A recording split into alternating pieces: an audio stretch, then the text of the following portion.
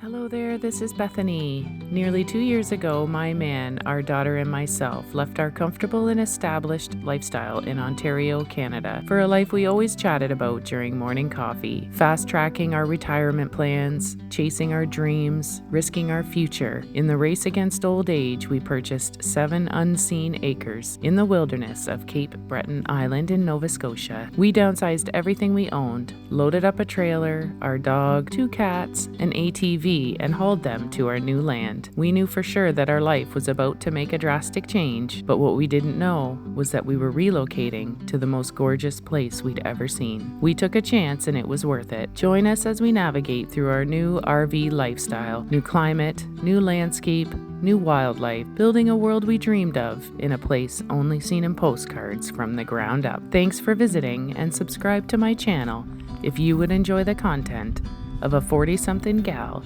running away into the woods with her family.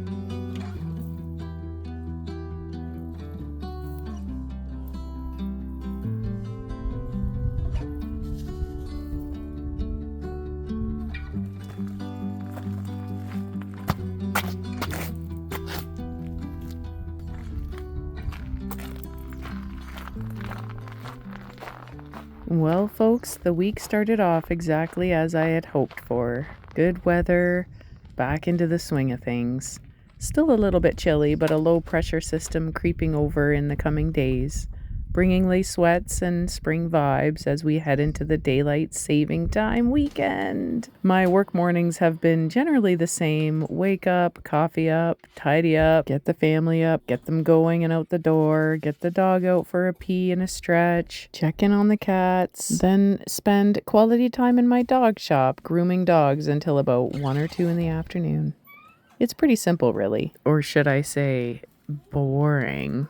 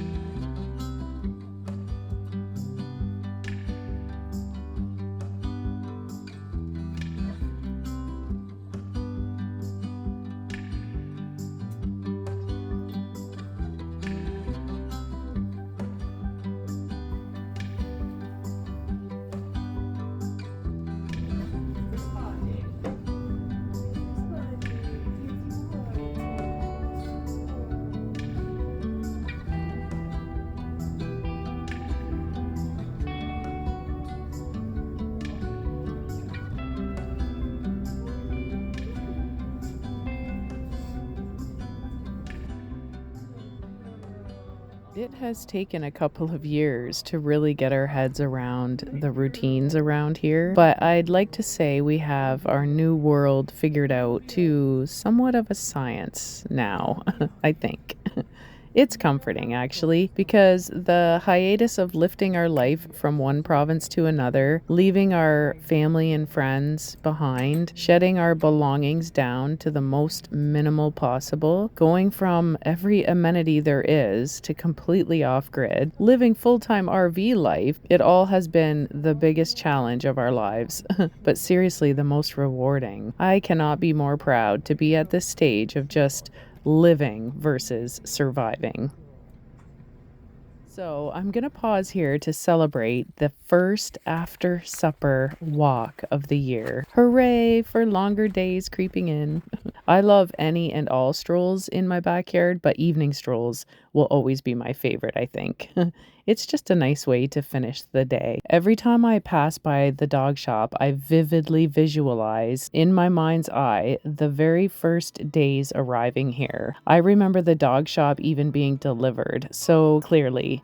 We didn't even know at the time just how important this shop would be for us down the road.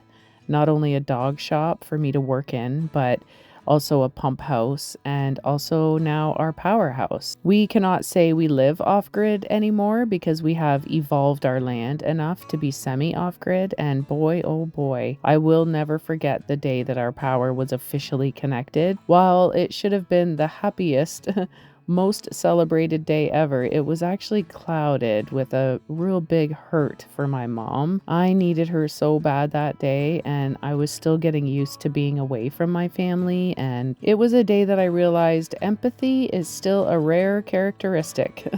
And understanding people are still so few and far between. I had many conflicts that day, scheduling conflicts, water chore conflicts, new wilderness conflicts. I was filled with emotion and stress and defeats, no one's fault but ours, since it's our land I'm talking about.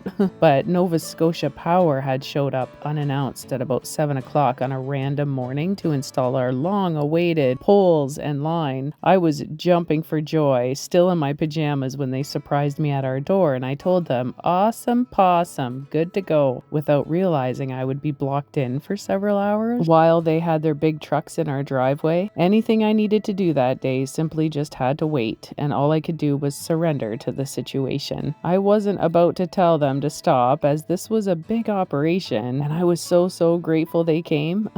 But it did royally mess up my day. I remember I didn't start feeling better until my hubby came home from work and we moved our deep freezer down to the powerhouse to plug it in. I felt that ping of relief at that moment, I remember, finally able to smile about a freezer to use that was bigger than a lunch pail, which is exactly the size in the RV that was running off propane. Then I was disappointed that I wasted the day feeling sorry for myself. It's easy to express in hindsight, of course, but sometimes those challenging days can really be a blessing in disguise. You know, they teach so many lessons, they really do. And on Powerhouse Day, I learned that it's best to just stay grounded and that empathy and understanding is a really beautiful thing, and that I will always need my mama, no matter how old I get. Also, anything can happen. You just gotta roll with it. Off-grid, even semi-off-grid, is not an easy feat, specifically in Canadian climates. Heck, full-time RV life is near impossible for the majority of folks. But of course, we are not the average people, are we? And we are certainly not a part of the majority. In fact, we do the best we can to stay out of that race. It doesn't mean we don't aim to improve and evolve, but it just means that we are now in a position that we are comfortable, we're steady, we are more sure of ourselves, and could easily keep living our current situation if we must, while hurdling the challenges that come with each season. I love how the memories of moving here and building our life here and living here just keep piling up. So let's take that evening stroll now, shall we? And celebrate being alone with my dog in this vast wilderness on our land of dreams. And let's celebrate the lessons learned on challenging days.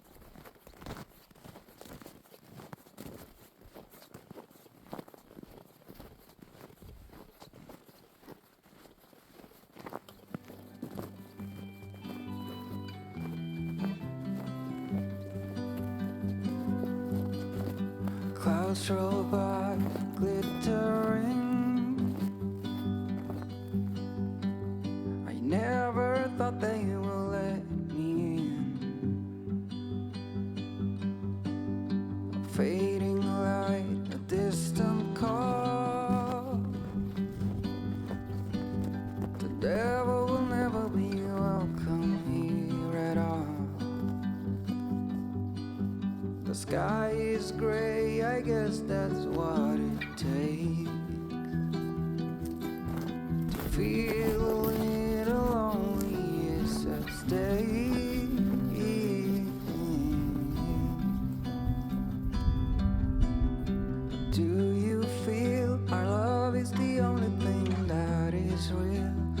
It's like a heart with nothing to conceal, nothing more. Lesson learned, a slight state of hope that you will return. It's what I got, and then the summer turned into fall.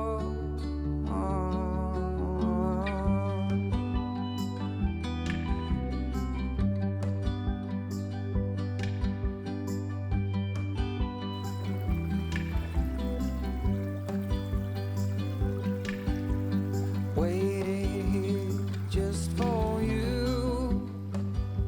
Good girl. Caught in the moment of finally getting through. Good girl. Fading like a distant call. I do not remember those days at all, but I will never be here if it wasn't true. So let me be the one to hold you.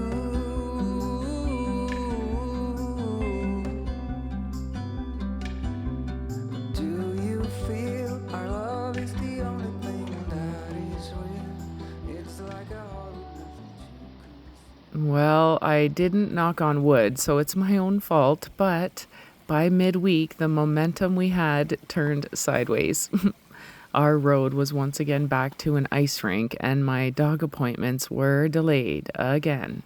Then my man and our daughter both seemed to have come down with a little bug. We grabbed our daughter from school early midweek and we brought her home, and they both slept for like 2 days straight. By the end of the week, my two sickos were feeling a little better. The lace sweats came and brought with it some much needed warmth, a beautiful 9 degrees, which accelerated the early spring melt.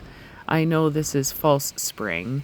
I know we have a cold front pushing this little tease out to sea, but I also know we are so close to getting back in the kayak because the weather geek in me sees normal above 0 degrees in the foreseeable future, and that trend wants to stick around. So it only gets better from here. But of course, we have to get through Mother Nature's final kick first. After 2 years, I think I've decided my favorite time of year on our land of dreams is actually this time. The switcheroo time between winter and spring. I feel floods of nostalgia through my whole body as I roam through our backyard this time of year. I absolutely love it here right now, where the snow meets puddles, meets ice, meets grass. I came to our land for the very first time for just a week visit in February 2023, 2 years ago, when everything was covered in snow and magnificent. Then after our visit, I was left so curious about what the land looked like underneath all the winter. We went back to Ontario to finalize our packing and to load our life in a trailer, and we returned officially forever 2 months later. The first year living through this landscape as it changed with the seasons just blew my mind every minute. I have to confess, I remember and keep those first year feelings really close to my heart. On my hikes is when I feel the nostalgia the most, because I spend a great deal of time hiking through every nook and cranny of the forest around me, and I have done so every day since day one. But I have a lifetime of new paths to explore out here, so stay tuned, because you can bet I will share whatever I find with you. I actually very much appreciate and enjoy having you with me. When I'm recording footage, it is strictly for you, just so you know, because I can come out here anytime I want to breathe this in. I do not need to record it. I see it all around me. These recordings are strictly for your viewing pleasure, so how about I just shut up and let you enjoy this hike, okay?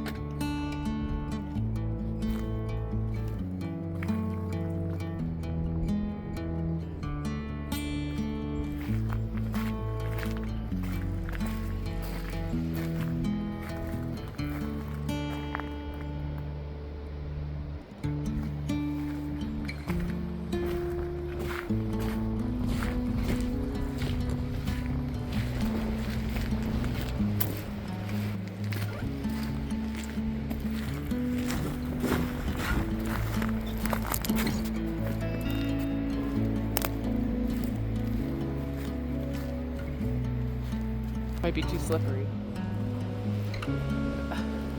I've got a coffee and it's very steep at this part. Go over here.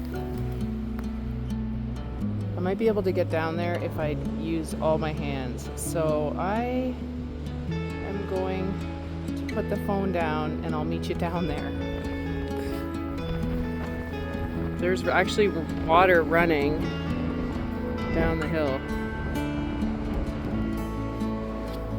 This could get messy. Made it down.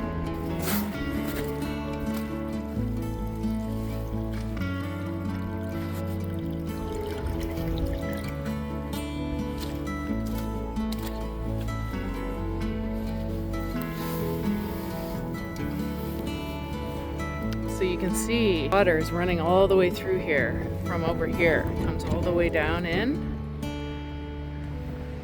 Our property line ends here and it kind of drops there a little bit, so the water runs out into the lake. Let's go look at the lake over here.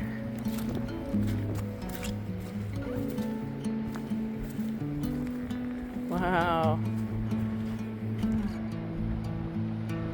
You can see Joey and Gail's nest from here even. It is right there.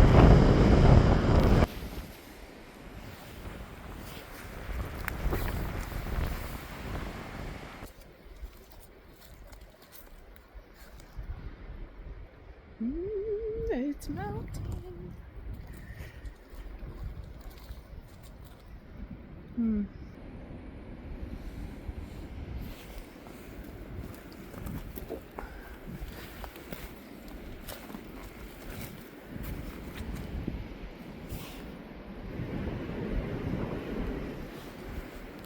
I don't want to go down there because I'll slip in for sure.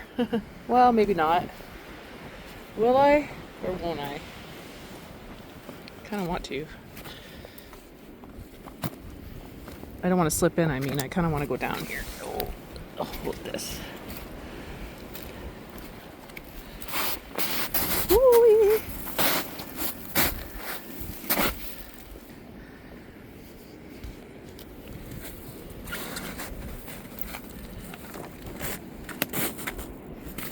That's the spot where I usually hang on to when I get out from my kayak.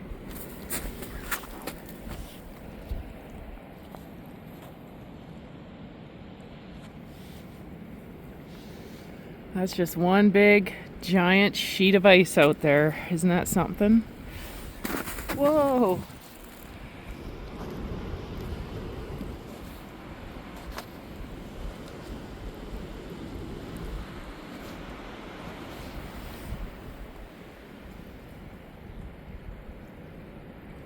Giving me polar dip vibes. Alright, let's go back up. Paddles are still under there. Everything still looks good down here. It's a little breezy right now, but it is going to cool down later this evening.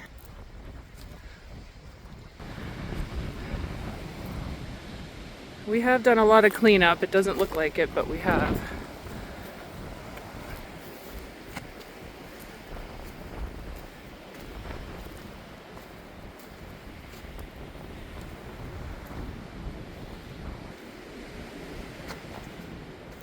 Guys, I'm coming for you soon, babe.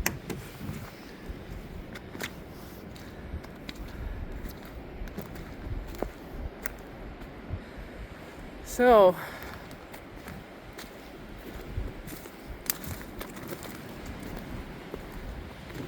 this is our property line here.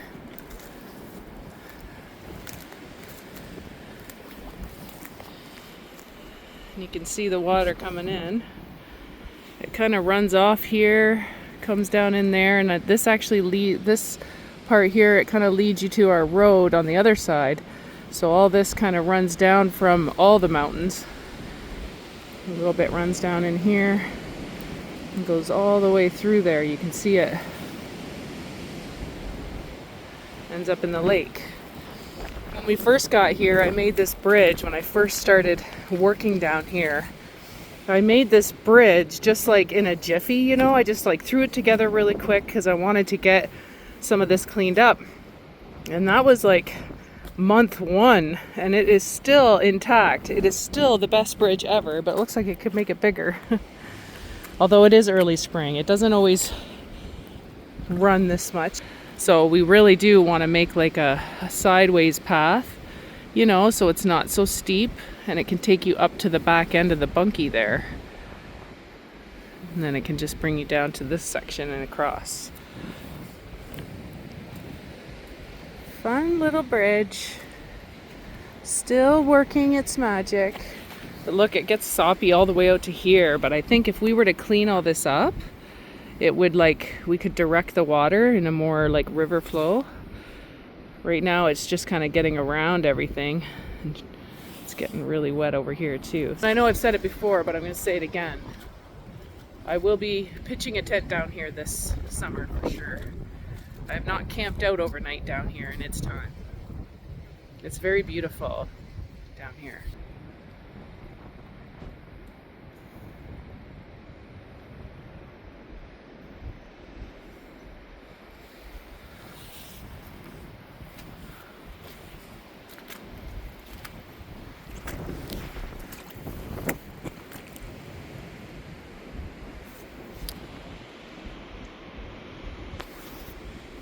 I made a little bridge here too for the quad, so it wouldn't keep going through there because it was getting really muddy and sloppy there. So I made like a spot here where man friend could get up and get the quad up through this way instead of coming up here, because this is where it gets really bad.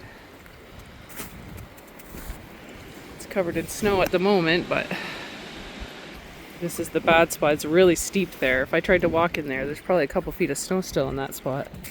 It's really flowing today. Fun. You can tell the winds are starting to shift. They were southeast, they've moved south. That's why we're getting a lot of the last warm blast here. And then it's going to move a little bit to the west. It's going to be west winds for a little while, and we might get some more snow. Just like traces of blowing snow though.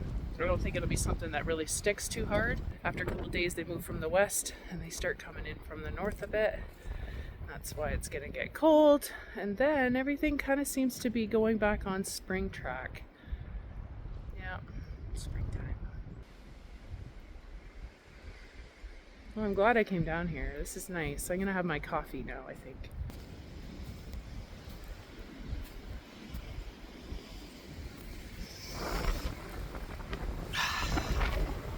Perfect spot. I can see Joey up ahead.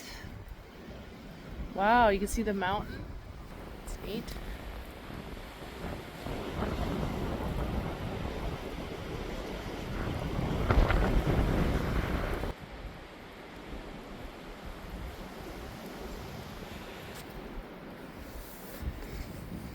Yeah, I could put a tent right here, actually.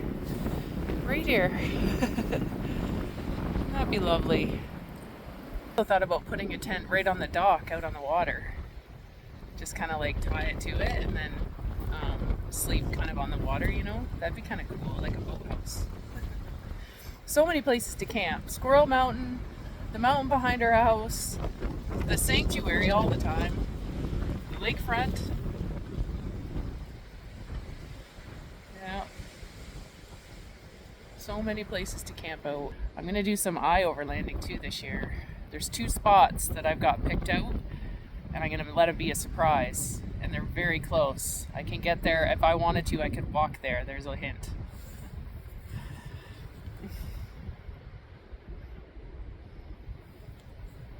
Alright, I'm going to enjoy my coffee now.